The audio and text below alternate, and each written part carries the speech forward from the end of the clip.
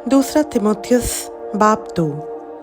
बस ए मेरे फर्जंद, तू उस फजल से जो मसीह यीशु में है मजबूत बन, और जो बातें तूने बहुत से गवाहों के सामने मुझसे सुनी हैं उनको ऐसे दयानतदार आदमियों के सुपुर्द कर जो औरों को भी सिखाने के काबिल हों।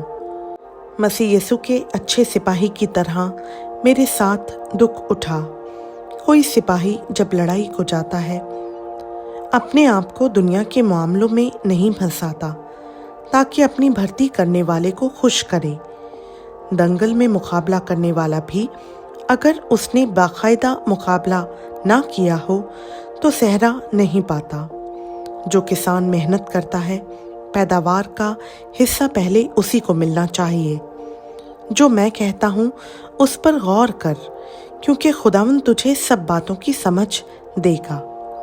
यीशु मसीह को याद रख जो मुर्दों में से जी उठा है और दाऊद की नस्ल से है, मेरी उस खुशखबरी के मुआफिक जिसके लिए मैं बदकार की तरह दुख उठाता हूँ, यहाँ तक कि कैद हूँ, मगर खुदा का कलाम कैद नहीं। इसी सबब से मैं बरगज़ीदा लोगों की खातिर सब कुछ सहता हूँ, ताकि वो भी उस निजात को जो मसीह यीशु में है अब्दी जलाल समेत हासिल करें। ये बात सच है कि जब हम उसके साथ मर गए तो उसके साथ जिएंगे भी।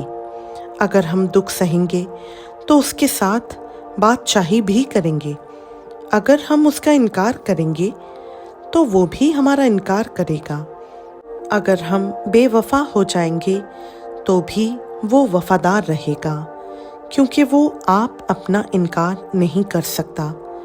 ये बातें उन्हें याद दिला और खुदावंद के सामने ताकीद कर कि लफ्ज़ी तकरार ना करें, जिससे कुछ हासिल नहीं बल्कि सुनने वाले बिगड़ जाते हैं।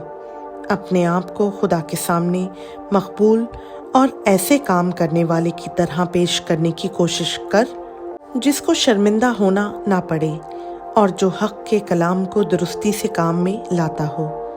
लेकिन बेहुदा बकवास से परहेज कर, क्योंकि ऐसे शख्स और भी बेदीनी में तरक्की करेंगे और उनका कलाम आकिला की तरह खाता चला जाएगा। हमेनोइस और फिलेतुइस उन्हीं में से हैं। वो ये कहकर कि कयामत हो चुकी है हक से गुमराह हो गए हैं और बास का ईमान बिगाड़ते हैं, तो भी खुदा की मजबूत बुनियाद कायम रहती है और उस पर यह मोहर है कि खुदावंद अपनों को पहचानता है। और जो कोई खुदावंद का नाम लेता है नारास्ती से बास रहे। बड़े घर में ना सिर्फ सोने चांदी ही के बर्तन होते हैं बल्कि लकड़ी और मिट्टी के भी, बास इज्जत और बास जिल्लत के लिए। बस जो कोई इनसे अलग होकर अपने तईं पाक करेगा वो इज्जत का बर्तन और मुक़द्दस बनेगा और मालिक के काम के लायक और हर नेक काम के लिए तैयार होगा। जवानी की ख्वाहिशों से भाग और जो पाक दिल के साथ खुदावंद से दुआ करते हैं उनके साथ रास्तबाजी और ईमान और मोहब्बत और सुलह का तालिब हो।